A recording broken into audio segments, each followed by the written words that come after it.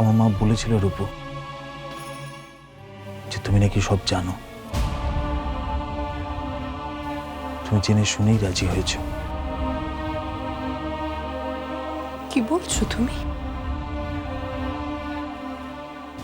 কোনো মেয়ে এটা জানার পরও আর্য? আমিও তো তাই ভেবেছিলাম, আমি অবাক হয়েছিলাম। সেটা মেয়ে জেনে শুনে।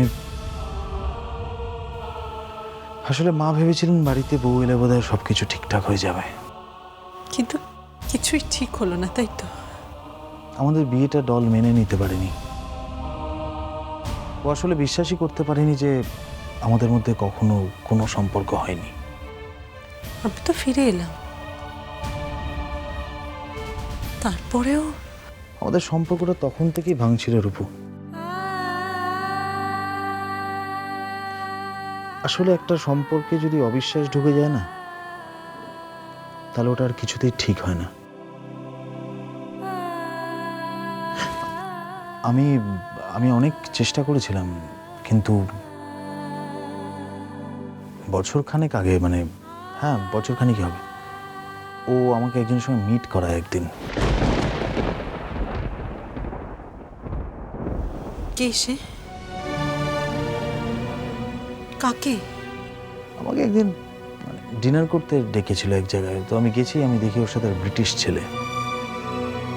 আমি জিজ্ঞেস করলাম ও কে, বললো ওর অফিসের কোন প্রজেক্ট করতে এসছে বাইরে থেকে, মাস 6 জন্য।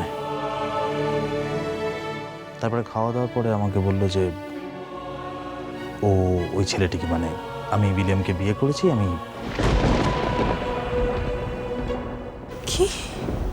তখন অলরেডি ওরা বিবাহিত। বললো নেক্সট উইকে ইংল্যান্ড চলে যাচ্ছে। ডল এই কাজটা করতে পারলো? তারপরে 1 বছর ধরে শুধু ভেবেছি মানুষের সম্পর্কের নকশাটা আসলে কি। মানে এতটুকু কমিটমেন্ট থাকবে না কোনো সম্পর্কে? হ্যাঁ, ও বিয়ের আগে যদি বলতো আমাকে যে ও বিয়ে করছে, আমি কি ওর বিয়েটা ভেঙে দিতাম? আমি ক্যান্সেল করে দিতাম ওর বিয়েটা। না, এই 1 বছর ধরে মানে পুরো এই সম্পর্কের ব্যাপারটা অ্যানালিসিস করতে গিয়ে আমি যেটা দেখলাম, মানে আমি যেটা পেলাম, সেটা হচ্ছে ওই সম্পর্কটাতে বোধহয় আমরা দুজনেই টায়ার্ড হয়ে উঠেছিলাম। মানে নেহাত একটা অভ্যেস হয়ে গেছিল আমাদের। জানি না আমি ঠিক বলছি কিনা।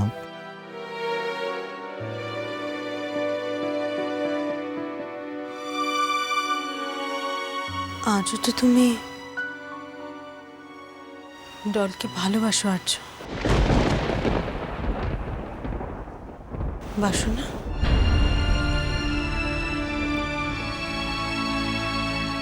রূপু, দেখো 1 বছর ধরে এই প্রশ্নটা আমি নিজেকে বারবার করেছি, প্রত্যেক দিন করেছি। হ্যাঁ মানে দেখো, একটা যে ফিলিংস নেই তা তো নয়, সেটা হতেও পারে না। এতদিনের একটা, এত মেমোরিজ, এত মোমেন্টস। হ্যাঁ মানে একটা কথা বলতে পারি যে আমার কিন্তু কোনো অভিমান নেই। মানে হ্যাঁ, ও ভালো আছে শুনলে হয়তো ভালো লাগবে, ভালো লাগে, বিলিভ মি। এবং আমার প্রশ্নের উত্তর আমি পেয়েছি বলেই কিন্তু আমি তোমার কাছে এসেছি রূপু। রূপু, এই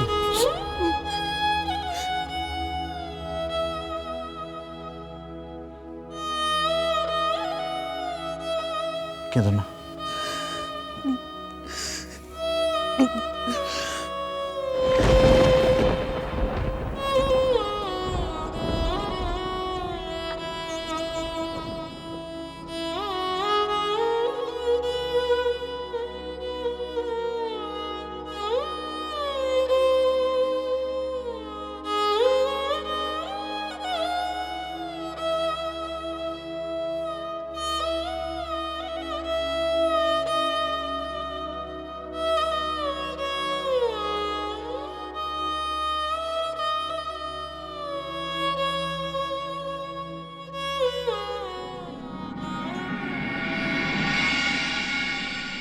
রূপু, অনেকগুলো বছর আমাদের জীবন থেকে নষ্ট হয়ে গেছে, তোমারও আমারও। এবার আমরা একদম ঠিকঠাকভাবে জীবনযাপন করব, বিশ্বাস করো।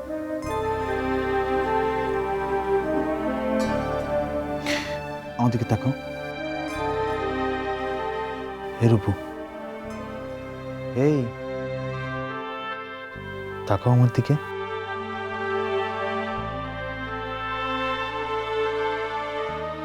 দেখো, আমি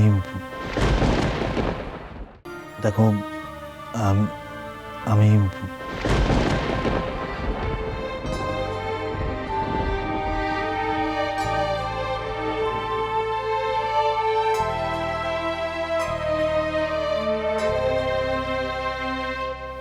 আমার বউ তো আগে সিঁদুর পড়তো আমার জন্য।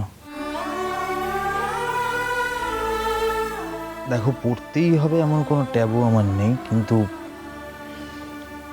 পড়লে ভালো লাগে।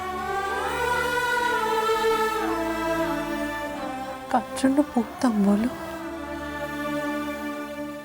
ওই সিঁদুর কি কখনো তার প্রাপ্য সম্মান, প্রাপ্য মর্যাদা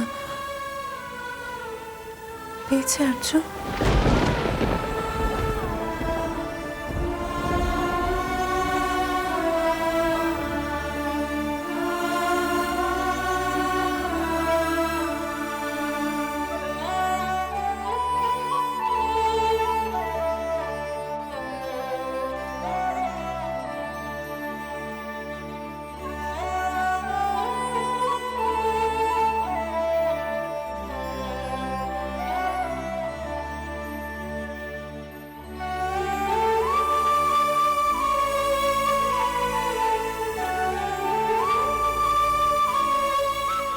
যে অমর্যাদা করেছে,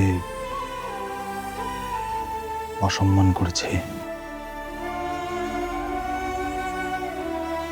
সে যদি আজ পূর্ণ মর্যাদায় সেই সব সুদে আসলে শোধ করে দেয়, তবে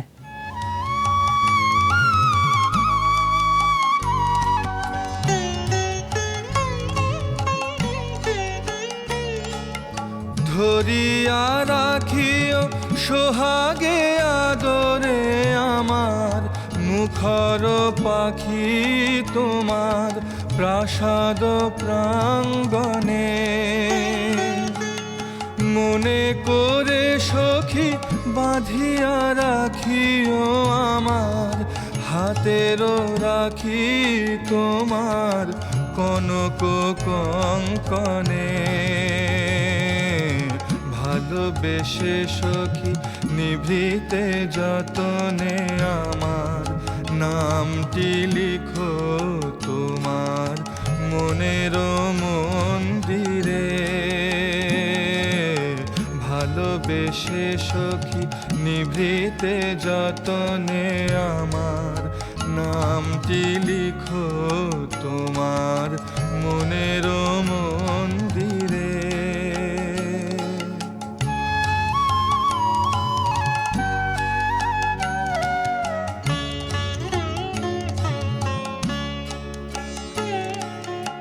আমারও লতার একটি মুকুল ভুলিয়া তুলিয়া রেখো তোমার অলক বন্ধনে।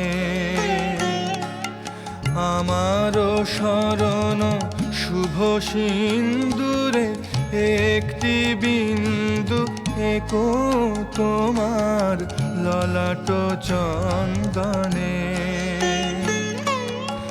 আমারও মনের মোহের মাধুরী মাখিয়া রাখিয়া দিও তোমার অঙ্গ সুরভে।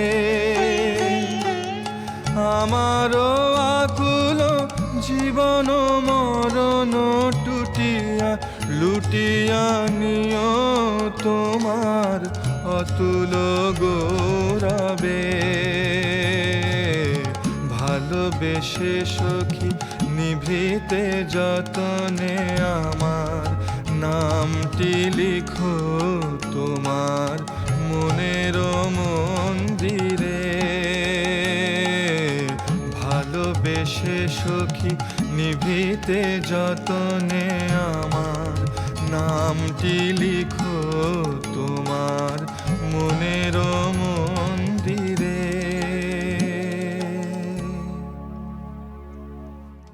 তুমি কেন বোঝো না বাহা? আমি তোমার উপরে যাই করি না কেন, যতই রাগ করি না কেন, যতই অভিমান করি না কেন, এই সব কিছু করি তোমার উপরে থাকা আমার অধিকার বোধ থেকে। তোমাকে নিয়ে সবসময় আমার চিন্তা হয় বাহা, তোমার সেফটি নিয়ে। যদি তোমার কিছু হয়। দিদিমণির সঙ্গে তোকে সেদিন মেলা ভালোটো লাগছিল।